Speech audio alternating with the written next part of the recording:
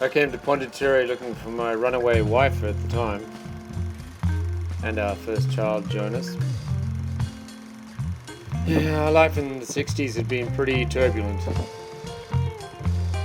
Although I'd almost graduated in architecture at the University of New South Wales, I dropped out under the enlightening influence of Buckminster Fuller. That was in the early 70s. Jan gave me up as a hopeless breadwinner and took Jonas to Pondi, to the Sri Aurobindo Ashram. She'd heard about it through the Theosophical Society. The Theosophical Society was a centre in Sydney where you were encouraged to just take a cushion and sit on the floor and read.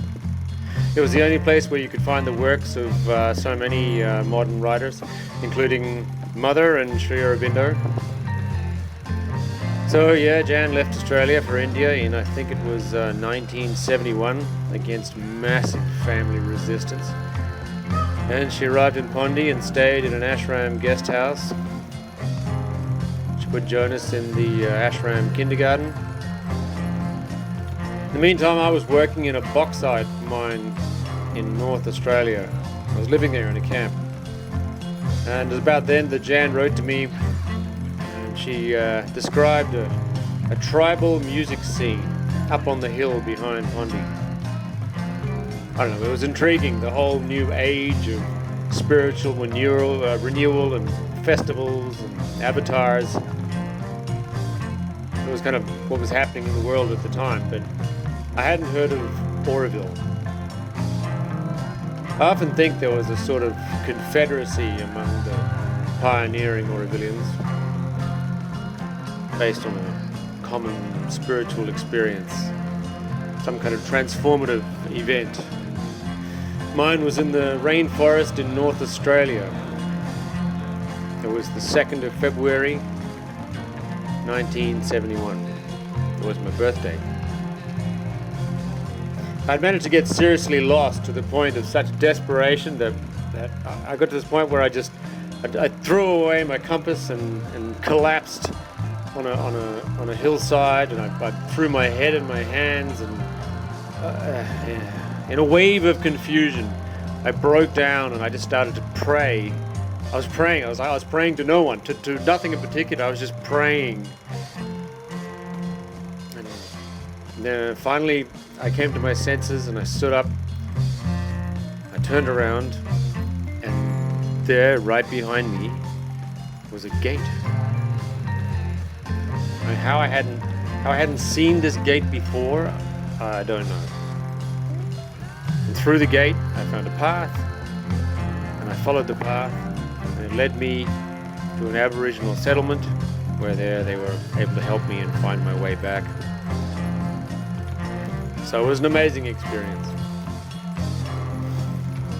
But it was around the same time, Jan later told me, that she had taken my photo to Mother. And ever since then, I've felt her protectively watching over me. So after my adventure in the Australian forest, I travelled through Timor, Java, Sumatra, Sri Lanka, ending up finally in India. When I arrived here, I found Jan living in a hut on the beach that she had built with the help of a fellow Australian living there at the time, Joss. She was intrigued by the work of a man called Austin Delaney, an ex-Ashramite living there also. Austin was a Jungian psychologist working with children using sandbox therapy. Yeah. After years of bouncing around the world, the moment I got to India, I felt like I'd come home.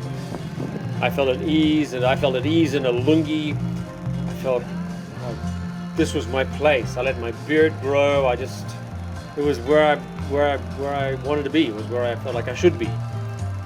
What I particularly revered was the amazing Tamil work ethic, and I just totally. For me, it was a powerful experience. When you study architecture like I did, you accumulate a head full of untried ideas, especially things geometric that lend themselves to coconut rope and casuarina and bamboo and keat thatch. So I had all these experiments that I wanted to really try out. So when the tribal musicians came down the hill to our beach on full moons, I thought, here's a great opportunity to try out some of my ideas and use these simple materials to build them huts on the beach. It was a great feeling to be made to feel so effective.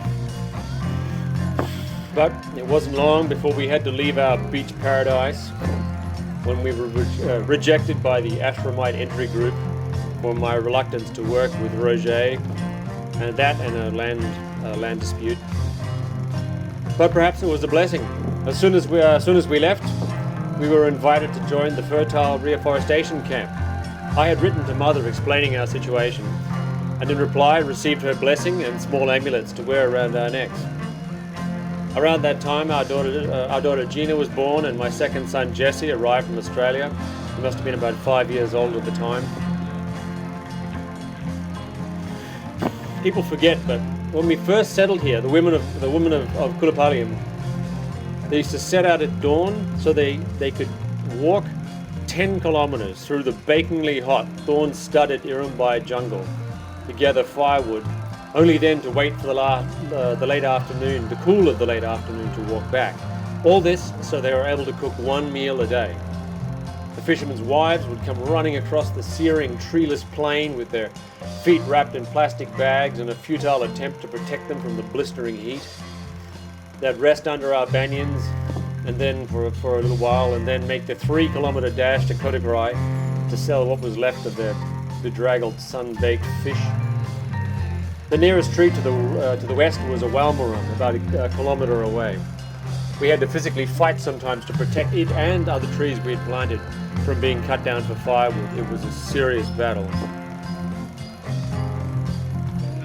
It was exactly a year after I'd lost myself in the Australian outback when I first saw Mother. It was 1972, and it was my birthday again. You were supposed to take a flower and hand it to her when you went to meet her. She had said that flowers stayed fresh in the hands of spiritually realized beings. The Ashramites had it figured out. They'd keep roses in their fridges until the moment just before they'd go out to meet her, so they'd arrive with these beautiful fresh roses. All I could find on my flame-grilled cycle ride down the roadside were datura flowers. By the time I got to Mother, they looked more like melted ice cream than their normal trumpet shape. I guess I just wasn't spiritually realized enough. Yeah, my most powerful memory of Mother was when I saw her burning eyes. I felt them strengthening my resolve to become a better Sadak. I also remember clearly the day she died. I felt as if I was dying. In fact, I think I might have been. I'd been burning with fever for about a week, drenched in sweat, when Bernard Borg arrived on a horse. She has left, he said. But to me, she was always right there, beside me, watching over me, protecting me.